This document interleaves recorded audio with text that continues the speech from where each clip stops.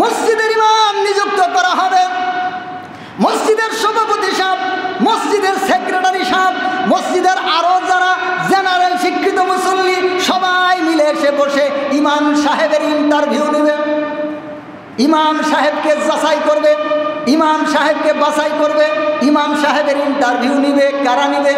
মসজিদের সভাপতি সাহেব, মসজিদের সেক্রেটারি সাহেব, তারা ইমাম নিযুক্ত করবে। এবার ইমাম সাহেবকে জিজ্ঞাসা করে আপনার কোরআন তেলাওয়াত শুদ্ধ আছে কিনা তেলাওয়াত করেন।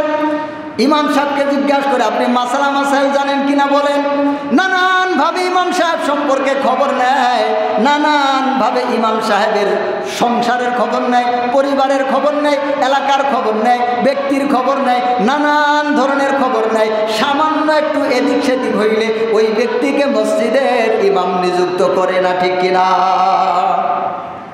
যদি শোনা যায় ইমাম সাহেব ভালো আছেন, ইমাম সাহেবের সব কিছু ঠিক আছে, ইমাম সাহেবের তেলাওয়াত ঠিক আছে, ইমাম সাহেবের মাসালা ঠিক আছে, একদম মুফতি সাহেব মানুষ, এলেমের ভিতরে গভীরতা আছে, সমস্যা নাই, কিন্তু ইমাম সাহেবের বড় ভাই, ইমাম সাহেবের চাচাতো ভাই, অথবা ইমাম সাহেবের চাচা যেটা, অথবা ইমাম সাহেবের উমুক খারাপ কাজের সাথে লিপ্ত আছে, মানুষ তারপরেও তাকে ইমাম নিযুক্ত করতে চায় না।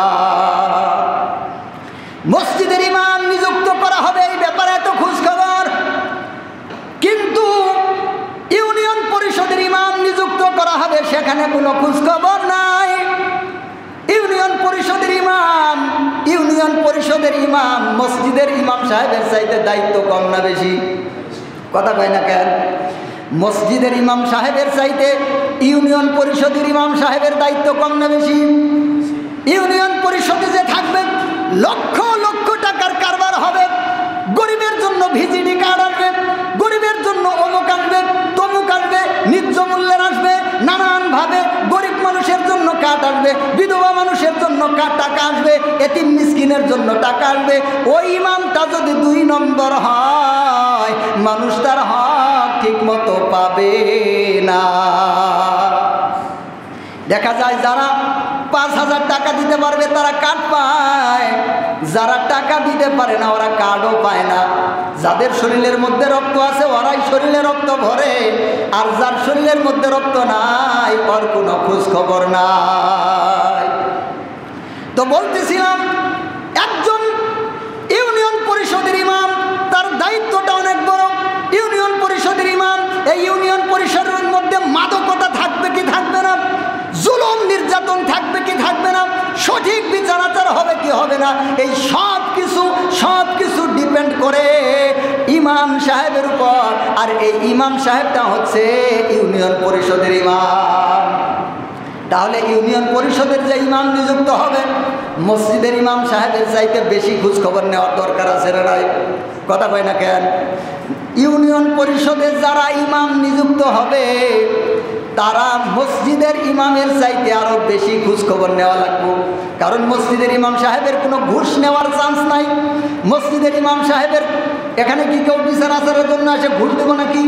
মসজিদের ইমাম সাহেবের কোনো ভিজিডি কার্ড নাই, মসজিদের ইমাম সাহেবের কোনো বিধবা কার্ড নাই, মসজিদের ইমাম সাহেবের হাতে কোনো এতিমের কার্ড নাই।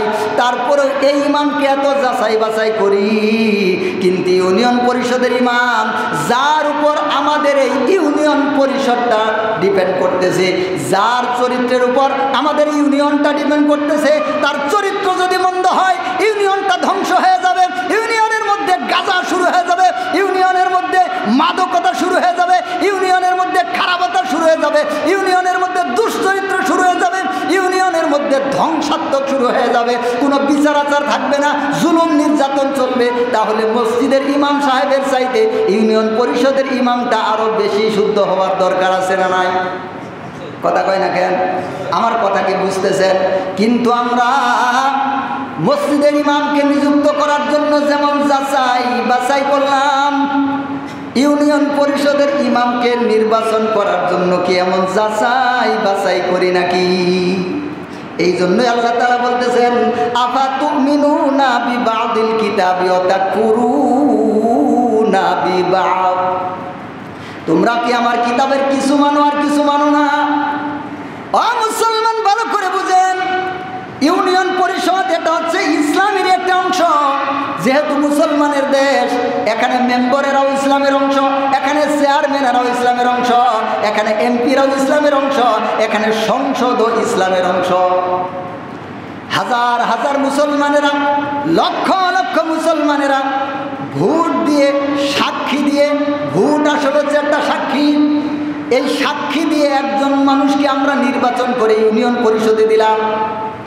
আমরা মুসলমানেরা তার পক্ষে সাক্ষী দিলাম, সে একজন ভালো মানুষ, তাকে নির্বাচিত করা যাবে, সে যোগ্য, সে সৎ, সে হকপন্থী। এই সাক্ষী দিয়ে, ব্যালটের মধ্যে এই সাক্ষী দিয়ে তারে আমরা ইউনিয়ন পরিষদে পাঠাইলাম, তারে আমরা এবার সংসদের মধ্যে পাঠাইলাম। এবার সেই ইউনিয়ন পরিষদে গিয়ে, সংসদের মধ্যে গিয়ে যত আকাম করবে, যত কুকাম করবে, যত ঘুষ খাবে, যত নারীবাজি করবে, যত নেশা করবে, যত খারাপতা করবে, যত অবিচার করবে, যত বেবিচার করবে, যত জুলুম করবে, যত নির্যাতন করবে, তার গুনার একটা অংশ আপনারা যারা ইমানদার, আপনারা যারা ভালো মানুষ, আপনারা যারা সমাজের সুন্দর মানুষেরা তাকে সিল মারছেন, আপনাদের আমল নামার মধ্যে অটোমেটিক আসতে থাকবে। মুসলমান ভালো করে বুঝেন, মসজিদের ইমাম সাহেব যদি নামাজের মধ্যে ভুল করে, তাহলে লুকমা দিয়ে তাকে ঠিক করে দেওয়া যায়। আর যদি লুকমাও সে বুঝতে না পারে, নামাজটা দ্বিতীয়বার পড়া যায়, দ্বিতীয়বার পড়লেই নামাজটা হয়ে যাবে। কিন্তু ইউনিয়ন পরিষদের ইমাম যদি ভুল করে, তাহলে সমাজ ধ্বংস হয়ে যাবে। তাহলে মসজিদের ইমাম সাহেব নির্বাচন করার চাইতে ইউনিয়ন পরিষদের ইমাম নির্বাচন করা আরো বেশি সতর্ক হওয়ার দরকার আছে না নাই? কথা কয় না কেন? কিন্তু আমরা এটা করি নাকি?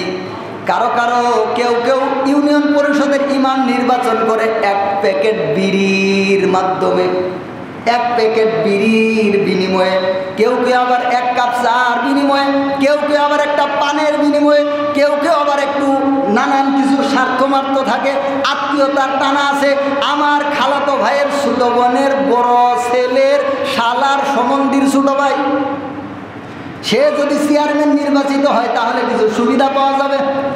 এই জন্য খারাপ মানুষ, মন্দ মানুষ, দুষ্ট মানুষ, নিকৃষ্ট মানুষ, পশুর মতো চরিত্র, এইরকম খারাপ মানুষকে আমরা ইউনিয়ন পরিষদের ইমাম নির্বাচন করে দেই। মসজিদের মধ্যে কোরআন মানলাম, পরিষদের মধ্যে কোরআন মানলাম না।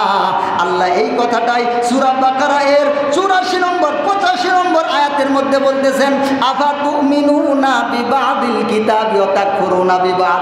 তোরা কি আমার কোরআনের কিছু অংশ মানুষ আর কিছু অংশ মানুষ না? সুবিধাগত মানুষ আর সুবিধা মতো মানুষ না, এরা কিন্তু প্রকৃত ইমানদার না।